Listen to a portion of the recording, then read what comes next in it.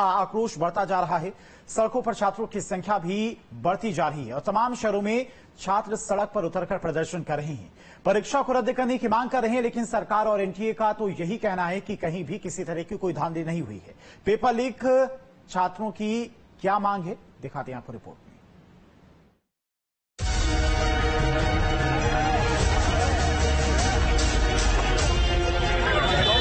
छात्रों के साथ अन्याय नहीं, अभ्यर्थियों के साथ अन्याय नहीं, इसलिए हम मांग करते हैं सीबीआई इंक्वायरी की।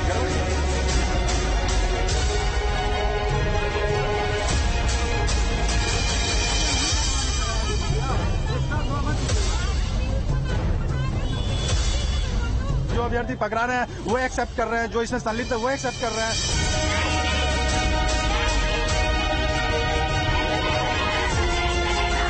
देश का इतना विश्वसनीय पेपर लीक हो रहा है।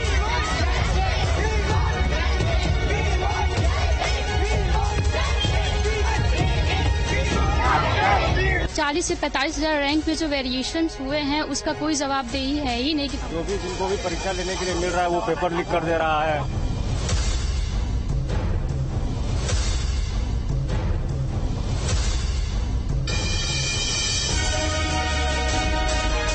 परीक्षार्थियों का बुरा हाल, पेपर लीक बना जंजाल।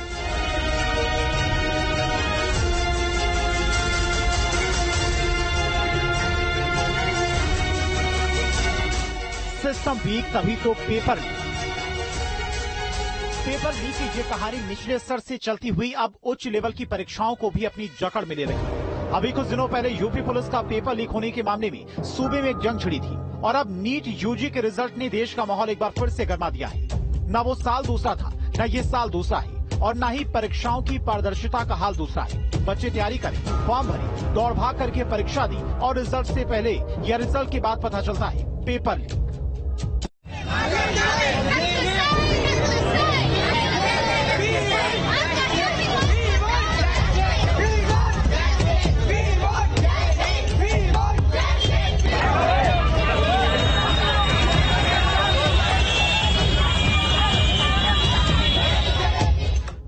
ताजा मामला नीट यूजी की परीक्षा से जुड़ा हुआ है। 5 मई 2024 को नीट की परीक्षा हुई, जिसमें कुल 24,06,079 उम्मीदवारों ने रजिस्ट्रेशन कराया था, लेकिन परीक्षा देने 23,33,297 परीक्षार्थी पहुंचे थे। 4 जून को आए परिणामों में कुल 13,16,268 अभ्यर्थी पास हुए, लेकिन इसके बाद छिड़ा विवाद परीक्षा में धांधली का था, पेपर लीक आउट कराने का था, विवाद सिस्टम के फेल होने का। दरअसल नीट यूजी रिजल्ट जारी होने के बाद से छात्रों का गुस्सा उस एनटीए पर फूटने लगा जिस पर परीक्षा कराने की जिम्मेदारी थी। नीट के रिजल्ट में धांधली के आरोप लगने के बाद उठा बवाल थमने का नाम नहीं ले रहा है। देश के अलग अलग हिस्सों में छात्र सड़कों पर उतरकर धरना दे रही। राजधानी दिल्ली हो, यूपी हो, राजस्थान हो या महाराष्ट्र, हर जगह छात्र विरोध प्रदर्शन कर रही है। मामला कोर्ट तक पहुंचा, पूरी नीट परीक्षा रद्द करके दोबारा कराने की मांग हुई, लेकिन कोर्ट से भी अभी तक इसका कोई नतीजा नहीं निकल पाया है। 67 लड़के 720 में 720 पाए पहली बार, और 36 साल में बस 6 लड़के आज तक 720 में 720 पाए हैं। और सर इस बार ऐसे कितना लड़के हम लोग भी तो पढ़ रहे हैं सर 2-3 साल से। हम लोग को वाराणसी में तो किसी का 720 में 720 नहीं है। उधर ही के लड़के 67 लड़के 720 में 720 स्कोर किए हैं सर। जरूर कुछ हुआ है तभी सर 43,000 लड़कों को सर 60 से 70 नंबर का ग्रेस मार्क मिला है सर। हम लोग को ग्रेस मार्क नहीं मिला सर। 67 बच्चों का पहला रैंक आया है, 700 नंबर पे 2000 रैंक है। ये क्लियरली दिखाता है कि पेपर लीक हुआ है और बहुत सारे बच्चों को पेपर मिला है, इसी वजह से मेरिट इतनी बढ़ गई है। आप लोग चाहते क्या है अब? हम लोग चाहते हैं कि पहले तो जो 67 बच्चों को पहला रैंक दिया गया है उनका एक ऑनलाइन मॉक टेस्ट करवा ले और देख ले कि सही में वो 720 लाख हैं कि नहीं है, क्योंकि हम लोग को ये डाउट हो रहा है कि उनमें से बहुत सारे बच्चों ने पेपर लीक करके या गलत तरीके से उतना नंबर पाए। नीट देने वाले लाखों छात्रों को अब ये भी लगता है कि बिना पेपर लीक या फिर किसी और तरीके की धांधली की ऐसा हो ही नहीं सकता है कि इस बार उतने ही नंबर पर रैंकिंग इतनी नीचे चली जाए जितने नंबर पर पहले अच्छे सरकारी कॉलेज में दाखिला मिल जाता था। शक और ज्यादा तब गहराया जब बिहार में नीट की परीक्षा में साल्वर गैंग के 19 लोग गिरफ्तार हुए। इनमें से पटना से 14, पूर्णिया से 4 और गोपालगंज से 1 शख्स गिरफ्तार हुआ। छात्रों के साथ अन्याय नहीं हो। अभ्यर्थियों के साथ में अन्याय नहीं, इसलिए हम मांग करते हैं सीबीआई इंक्वायरी की। गड़बड़ी है, आर्थिक अपराध इकाई जांच कर रही है, गुजरात पुलिस जांच कर रही है, अदर स्टेट में जांचें चल रही है। जो अभ्यर्थी पकड़ा रहे हैं वो एक्सेप्ट कर रहे हैं, जो इसमें संलिप्त है वो एक्सेप्ट कर रहे हैं, जहाँ पे पढ़ाया गया, जहाँ रीडिंग हुई वो एक्सेप्ट कर रहा है। सारा कुछ हो रहा है तो बच्चा क्या? गड़बड़ी ये बिल्कुल हो रही है। एजेंसियां सारी जो भी जिनको भी परीक्षा लेने के लिए मिल रहा है वो पेपर लीक कर दे रहा है। ये काफी शर्मसार घटना है। 612 मार्क्स है। पिछली बार इसी मार्क्स पे रैंक अप्रॉक्स 23,000 थी और इस बार बढ़कर के 67,000 हो गई है, जो कि दूर दूर तक कोई चांसेस नहीं दिख रहे हैं कि एमबीबीएस कॉलेज मिल जाएगा, क्योंकि यूपी में 25,000 रैंक तक अप्रॉक्स मिल जाएंगे इस बार सीटें, एमबीबीएस कॉलेज मिल जाएंगे। लेकिन 40 से 45,000 रैंक पे जो वेरिएशन हुए हैं उसका कोई जवाबदेही है ही नहीं, कि कोई ले ही नहीं रहा कि आखिर 40 से 45,000 रैंक आखिर बढ़ी कैसी है। एक ही सेंटर से 8 बच्चों के मतलब 720 आए थे, कैसे पॉसिबल है? पूरे 36 ईयर में सिर्फ 6 बच्चों ने 720 स्कोर किया है। पूरे एक ईयर में 8 बच्चे एक ही सेंटर से 720 स्कोर कर रहे हैं। पूरे एक ईयर में 67 बच्चे 720 स्कोर कर रहे थे, ये कैसे पॉसिबल है सर?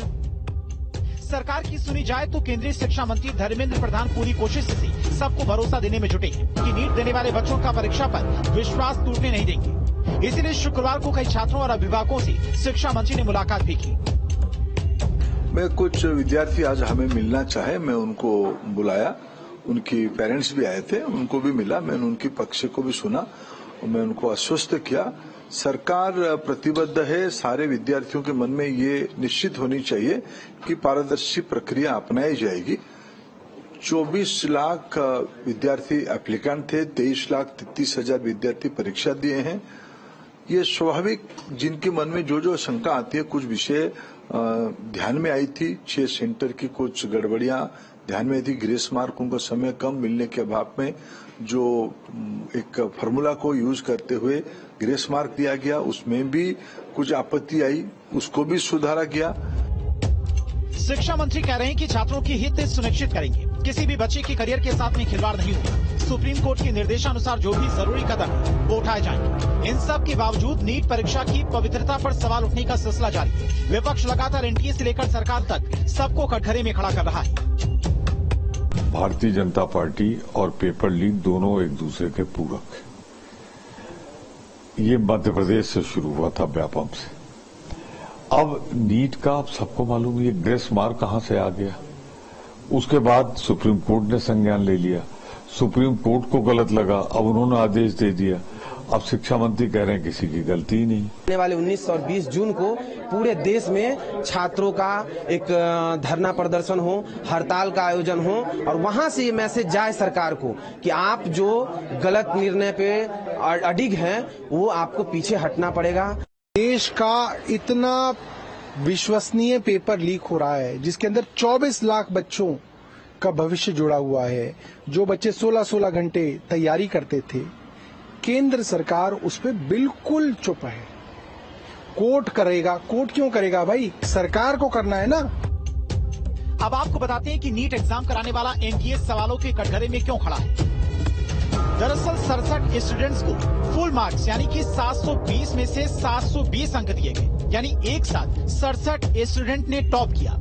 यही नहीं, मेरिट लिस्ट में 8 छात्रों के रोल नंबर एक ही सीरीज के सीरियल नंबर 62 से लेकर 69 तक 8 छात्रों में से 6 छात्रों ने टॉप किया है। खास बात यह कि इन सभी ने बहादुरगढ़ स्थित एक ही परीक्षा केंद्र पर परीक्षा दी। इस मामले को लेकर एक्सपर्ट की भी अपनी अपनी राय है। उनका मानना है कि पेपर्स का यूं लीक होना सच में एक बड़ी समस्या है। नीट का पेपर लीक क्यों हुआ, इस बात पर भयानक घमासान छिड़ा हुआ है। लेकिन ये मामला सिर्फ नीट की परीक्षा से जुड़ा हुआ नहीं है। कुछ दिन पहले यूपी पुलिस का पेपर लीक होने के बाद बवाल मच गया था। 60,000 से ज्यादा पदों पर निकली यूपी पुलिस की भर्ती पेपर माफियाओं के चलते अधर में लटकी हुई है। पूरे सूबे में खूब हल्ला हो रहा है, विरोध प्रदर्शन हुआ, सड़कें जाम हुई, गली गली कोहराम हुआ। तब सूबे के सीएम ने मामले का संज्ञान लिया और परीक्षा को रद्द करते हुए 6 महीने में दोबारा पेपर कराने के निर्देश दिए। थोड़ा और पीछे चले तो साल यही था और महीना भी फरवरी का ही था, जब आरोप लगाए गए कि आरओ और एआरओ का पेपर लीक हो गया और समय से पहले ही बहता बहता कई परीक्षार्थियों के हाथ में पहुंच गया। इस मामले में भी परीक्षार्थियों ने खूब हल्ला किया, परीक्षा रद्द कराने की मांग उठी। हालांकि अधिकारियों ने पेपर लीक होने की बात से इनकार कर दिया और कहा कि परीक्षा सुचारू और ईमानदारी से आयोजित कराई गई। साल 2021 अगस्त के महीने में यूपी पेट का एग्जाम हुआ था। सूबे के 75 जिलों में 70,000 सीसीटीवी कैमरों की निगरानी में पेपर होना था, लेकिन परीक्षा से पहले ही सोशल मीडिया पर खबर फैल गई कि पेपर लीक हो गया है, जिसके बाद इस एग्जाम को भी कैंसिल कराने की मांग उठने लगी। लेकिन अधिकारियों ने इस खबर को भी अफवाह बताया